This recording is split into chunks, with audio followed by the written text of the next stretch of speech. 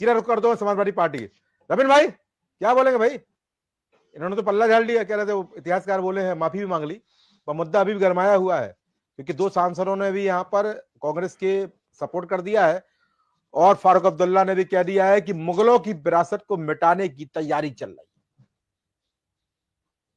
है। गौरव जी, घटना बहुत छोटी है जी, लेकिन जो उन्माद फैला के सत्ता पे कब्जा करते हैं और भारत देश को लूट के गिरवी रख देना चाहते हैं, उनके लिए मुद्दा है। उसका कारण भी बताऊंगा। उसका मुद्दा है बीएमसी का चुनाव और जो 640 एकड़ जमीन बेच दिया है उसको अडानी को।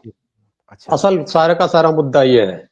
एक सिंपल सी बात है कि कुछ इतिहास में उल्लेखित तथ्य हैं, हो सकता है कुछ मनोभाव लगाए हो हमारे माननीय ने जी। और उन्होंने अपने बात को भारत में संविधान में जो अधिकार है उस अधिकार के तहत कहा। कुछ लोगों को बुरा लगा तो उन्होंने उस बयान से अपने को अलग भी कर लिया, खत्म हो जानी थी बात। तो भारतीय जनता पार्टी चूंकि व्यापारियों का पालन पोषण करके देश को लूटती है, उसको भारत का चरित्र नहीं मालूम। यहाँ रावण की भी पूजा होती है, यहाँ महर्षि चरवाक की भी पूजा होती है, जो वेद नहीं मानते थे, भगवान नहीं मानते थे, ईश्वर नहीं मानते थे, उनको भी हम महर्षि कहते हैं। और ना तो उनको संविधान के बारे में पता है कि कोई बोल रहा है उसकी आजादी है।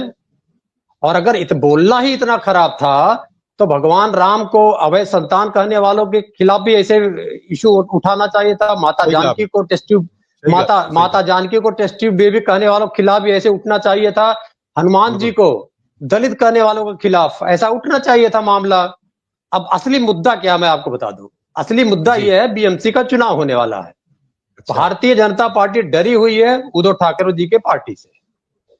ऐसा उन्होंने बयान, इतिहास आधारित बयान दिया। और दूसरा मुद्दा वहां पर है, एक धारावी है, माना जाता है कि एशिया का सबसे बड़ा स्लम है। वहां की 640 एकड़ जमीन को अडानी को बेच दिया भारत सरकार ने 5,000 करोड़ रुपए में, जिसकी अनुमानित वैल्यू आएगी 20,000 करोड़ से ज्यादा की ज्यादा। ये मुद्दा ना बनने पाए, इस दोनों के कारण में इस बयान को उठाया जा रहा है, जबकि उठाने की कोई आवश्यकता नहीं थी। अगर उठाना था तो प्रभु श्री राम, माता जानकी और हनुमान जी के बयान को उठाना चाहिए था, जो भारतीय जनता पार्टी ने पाप किया है। बयान, रविन भाई मेरा सवाल यहाँ पर है, बयान तो आपके नेता ने दिया है, बीजेपी थोड़ा दी है, वो भले ही उठा, अलग ही है, तो मची हुई है। मैं बता चुका हूं उस पे कि मैं बता रहा हूं कि हमारे विधायक जी ने एक जो इतिहास आधारित तथ्यों को रखा। फिर मैं कह रहा हूं वही बात रिपीट हो सकता है उन्होंने अपने मनोभाव को रख दिया हो, लेकिन जब भारत की जनता को खराब लगा तो उन्होंने उससे को अपने को अलग किया, माफी मांगते हुए अलग किया। तो मामला तो यही खत्म हो जानी चाहिए था। लेकिन बात क्या है, वो 20,000 करोड़ रुपए और बीएमसी का चुनाव जीतने की साजिश। क्या बात है?